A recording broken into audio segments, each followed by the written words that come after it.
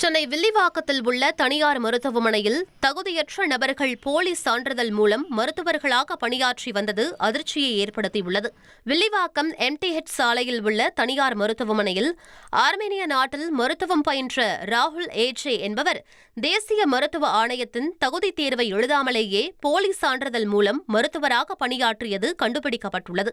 இவருடன் அனிதா பிரியா குமாரி, பிரபாகரன் தங்கராஜ் உள்ளிட்ட 8 பேர் மீது போலீசார் வழக்கு பதிவு செய்துள்ளனர்.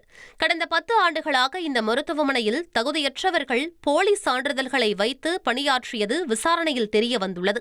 தமிழ்நாடு மருத்துவ கவுன்சில் இந்த சான்றிதழ்கள் அனைத்தும் போலி என அதிகாரப்பூர்வமாக உறுதி செய்ததை அடுத்து இந்த வழக்கு தீவிரமடைந்துள்ளது. 1,27,00,000 மனங்களை வென்ற தந்தி டிவி யூடியூப் சேனல். தவிர்க்க முடியாத தம்ப்நெயில்ஸ், கலக்கலான கான்டென்ட்ஸ். நீங்களும் இந்த குடும்பத்தில் இணைய இப்பவே சப்ஸ்கிரைப் பண்ணுங்க. அசுரபலம் கொண்ட எங்கள் டிஜிட்டல் கரங்களில் உங்கள் விளம்பரங்களை சேர்க்க வாட்ஸ்அப் பண்ணுங்க. 8939888838.